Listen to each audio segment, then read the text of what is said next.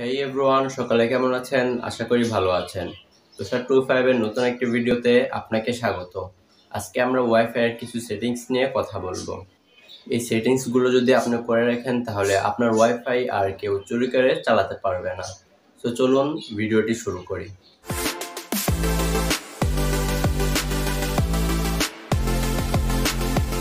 So everyone, wifi এর settings গুলো করার জন্য আমাদের একটি অ্যাপস এর প্রয়োজন হবে।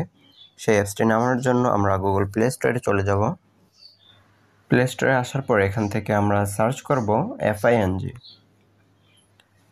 ফিঞ্জ এই অ্যাপটি ইনস্টল করে নিব।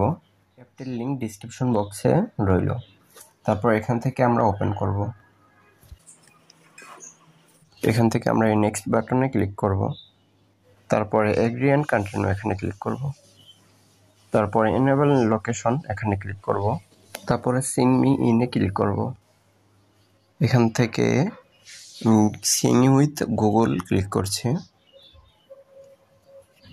তারপর এখান থেকে আমি আমার একটা জিমেল আইডি সিলেক্ট করব।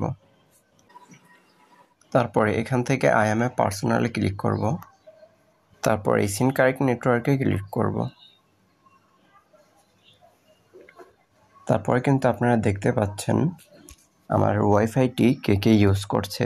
এখন দুইটা ডিভাইসে কানেক্ট রয়েছে। তারপর এখান থেকে যদি আমরা নেটওয়ার্কে ক্লিক করি, এখানে বেশ কিছু সেটিংস রয়েছে, আপনারা সেগুলো দেখে নেবেন।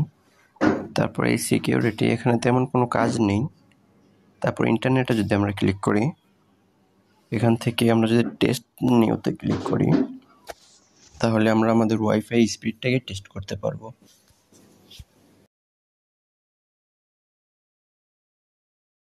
তারপরে কিন্তু আপনারা দেখতে পাচ্ছেন ডাউনলোড স্পিড রয়েছে 2.2 Mbps এবং কি আপলোড স্পিড রয়েছে 3.4 Mbps।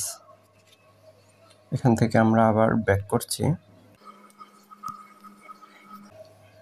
দেন ধরুন যদি আপনি এই ডিভাইসটিকে আপনার ওয়াইফাই আর চালাতে দিবেন না, এখান থেকে স্ক্রল করে নিচে এসে রিমুভ ডিভাইসে ক্লিক করবেন। তারপর যদি এখান থেকে ডিলিট অপশনে ক্লিক করেন তাহলে কিন্তু আপনার ওয়াইফাই আর সে চালাতে পারবে না। সম্পূর্ণ ভিডিওটি দেখার জন্য অসংখ্য ধন্যবাদ। আর যারা এখনো আমাদের চ্যানেলটিকে সাবস্ক্রাইব করেননি, অবশ্যই সাবস্ক্রাইব করে পাশে থাকা বেল আইকনটি অল করে দিবেন।